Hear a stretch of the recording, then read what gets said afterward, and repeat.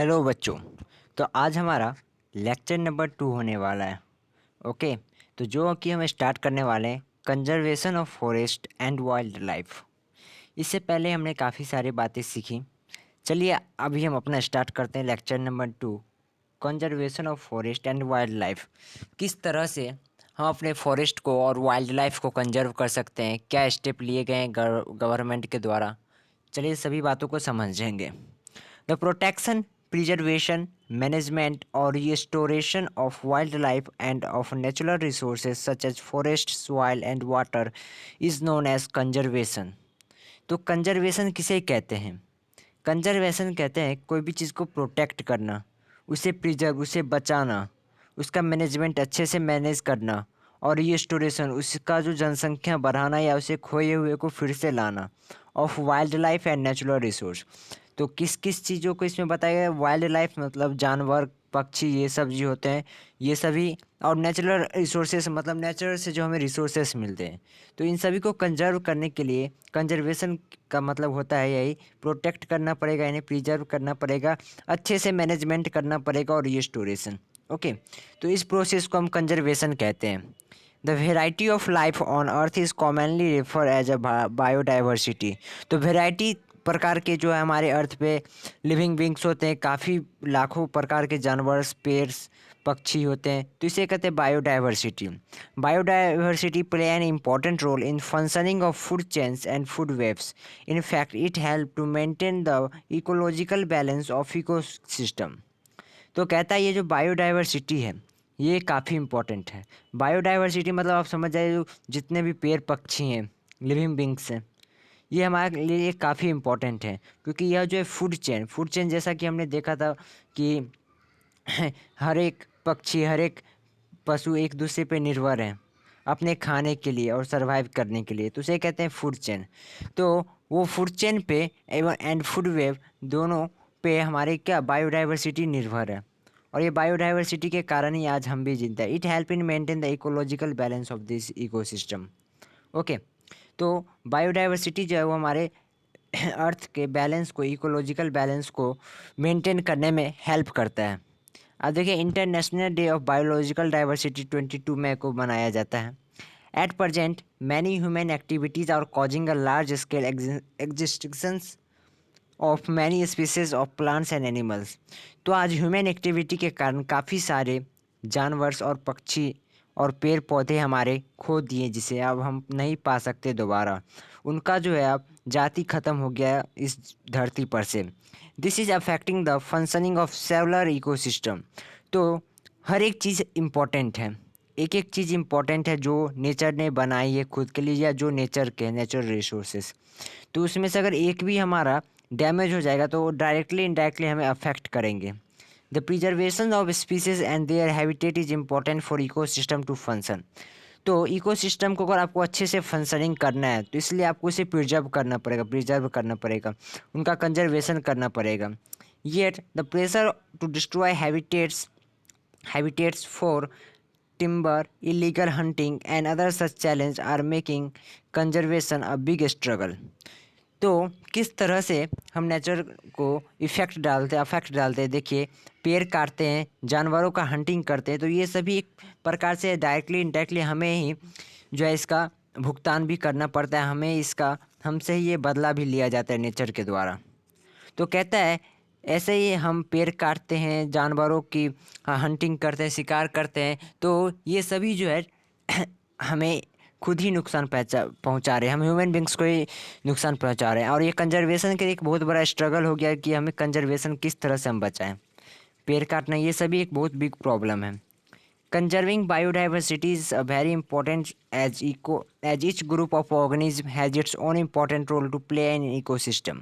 तो कहता है कि जैसा कि मैंने आपको बताया, हर एक चीज़, हर एक नेचर का दिया हुआ चीज़, नेचर सभी इम्पोर्टेंट है, कोई ना कोई कुछ ना काम करता ही है, कुछ ना कुछ। तो अगर कोई भी अगर खो जाता है जाति उसका, कोई भी अब उसका लाइफ ख़त्म हो गया पृथ्वी पे, तो अब वो हमारे जो है सोसाइटी, हमारे इन्वायरमेंट को अफेक्ट करेंगे। अब एग्जाम्पल के लिए समझिए, if the deer in a forest are killed, the population of lion will also decrease as they will not get sufficient food. Suppose करिए कि डियर जो होते हैं हमारे जंगलों में, अगर उनकी जनसंख्या कम हो जाए, तो देखिए यहाँ तो एक बात आई, हमारी डियर की जनसंख्या कम हो गई।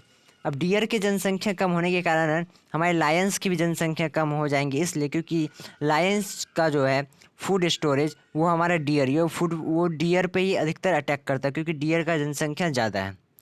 अब डियर नहीं रहेगा तो उसे सफिशियंट लायन को फूड नहीं मिल पाएगा, जिसके कारण उसका भी डेथ होना चालू हो जाएगा। Okay, the population of scavenger that feed on remains of animal killed by lions and other carnivores. तो scavenger किसे कहते हैं, जो अदर जानवरों को मार के खाते हैं, will also be affected। या लायन के साथ साथ जो और जानवर स्कैवेंजर होते हैं हमारे, जो जानवरों को मार के खाते हैं, उनका भी पॉपुलेशन पे अफेक्ट डालेगा ये। It is to prevent such situations that the Government of India is setting up a biosphere reserve, national park and wildlife sanctuaries in different parts of the India country। तो कहता है यही सभी को देखते हुए हमारे इंडिया के जो गवर्नमेंट है वो कुछ ऐसा सिस्टम बनाए, कुछ ऐसा चीज़ें बनाए जिससे हम इन बायोडाइवर्सिटी को कंजर्व कर सकते हैं। तो वो क्या क्या है, हमारे biosphere reserve, national park, wild life centuries, ये तीन है। आप ये तीनों को याद कर लो जो हमारे गवर्नमेंट के द्वारा बनाया गया है, biosphere reserve, national park, wild life sanctuaries, इन सभी बातों को हम समझेंगे। तो चलिए बायोस्फीयर रिजर्व को समझते हैं कि बायोस्फीयर रिजर्व हमारा क्या होता है। A biosphere reserve is an international conservation designation given by UNESCO under its program on man and the biosphere। Okay, तो सबसे पहले तो आप इसका फुल फॉर्म याद कर लो, MAB का, मैन एंड द बायोस्फीयर। तो कहता है बायोस्फीयर रिजर्व एक इंटरनेशनल तौर पे बनाया गया है, लगभग अधिक कंट्री में बनाया गया हमारा बायोस्फीयर रिजर्व। ओके, लिखा हुआ है is an international conservation designations given by the UNESCO under its programme on man and the biosphere. The world network of biosphere reserve is a collection of all 669 biosphere reserve in 120 countries। तो कहता है 120 countries में total मिला के हमारे 669 biosphere reserve होते हैं हमारे पूरे वर्ल्ड में। Okay, biosphere reserve are created to promote and demonstrate a balanced relationship between man and the biosphere। तो बायोस्फीयर रिजर्व बनाने का कारण क्या है कि ये हमारे मानव और बायोस्फीयर में का जो बैलेंस बना के रखता है। Okay, the Indian government has stabilize 18 biosphere reserve in India. और जो इंडियन गवर्नमेंट है हमारे, वो इस 669 में से 18 कंट्रीब्यूट किए, मीन्स 18 बायोस्फीयर रिजर्व हमारे इंडिया में है। ओके, तो 10 of these 18 Indian biosphere reserve are the part of world network of biosphere reserve based on the UNESCO man and biosphere MAB programme list. जो 18 में से जो है हमारे 10 जो है वो सॉरी मैंने आपको बोला कि 18 ही ऐड करते हैं इसमें, बट इसमें से 10 जो है वो इंडिया का दिया गया है। ओके, 10 जो कि यूनेस्को के द्वारा है, उनके सभी पालनों को करता है। चलिए समझते हैं कौन कौन से।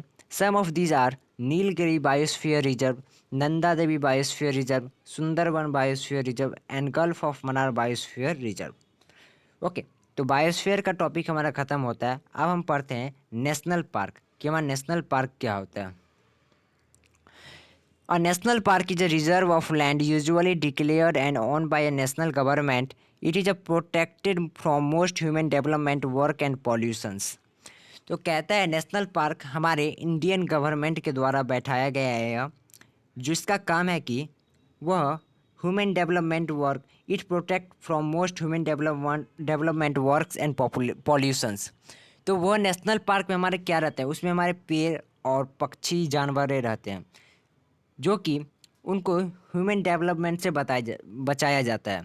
मतलब अब वो नेशनल पार्क में किसी को जाने का अलाउड नहीं है, अगर कोई नहीं जाएंगे तो पेड़ कटना बंद रहेगा उस एरिया में और काफ़ी सारे चीज़ें।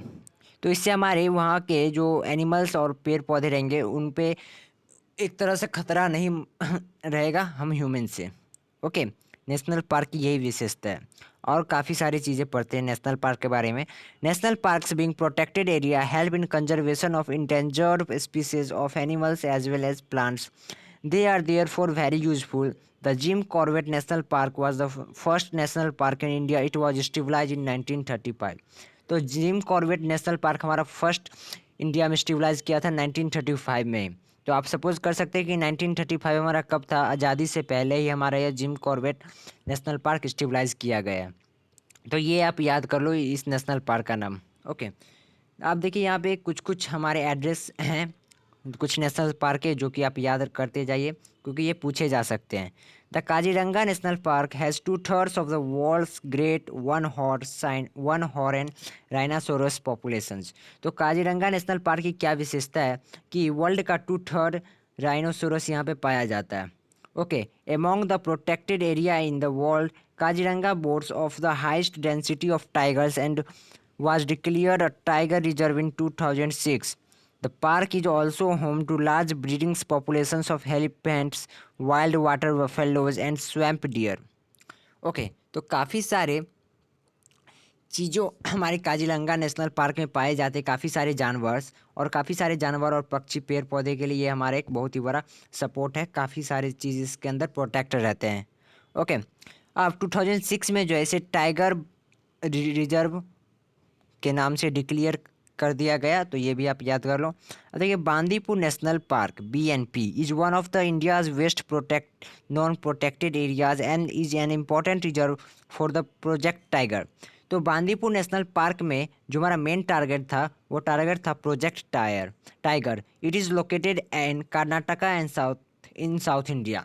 तो सबसे पहले इसका लोकेशन जान लेते हैं कि कर्नाटका में, और इसका टारगेट क्या था, टाइगर को प्रोटेक्ट करना। ओके, टाइगर प्रोजेक्ट नाम था, टाइगर को मतलब प्रोटेक्ट करना। तो अब हम वाइल्ड लाइफ सेंचुरीज़ को समझते हैं कि वाइल्ड लाइफ सेंचुरीज हमारा क्या होता है। और wild life sanctuary is called wild life refugio is a generally and officially designated territory marked by the government. It provides protections and suitable living conditions for wild animals. Hunting, killings or capturing of animals is strictly prohibited in such areas. तो कहता है कि wild life century भी हमारा जो है biodiversity के protection के लिए रखा गया है, जिसमें पेड़ पक्षी जानवर सब रहते हैं। ओके, जो कि ह्यूमन एक्टिविटी से उनको कोई मतलब नहीं है, ह्यूमन एक्टिविटी से दूर रखा गया है, ह्यूमन का आना मना है। देखिए हंटिंग, किलिंग और capturing of animal is strictly prohibited in such area. मतलब कोई भी हंटिंग नहीं कर सकता, कोई भी जानवर को मार नहीं सकता है। Okay, there are about 543 wild life sanctuaries in India. तो इंडिया में हमारे टोटल 543 वाइल्ड लाइफ सेंचुरीज हैं।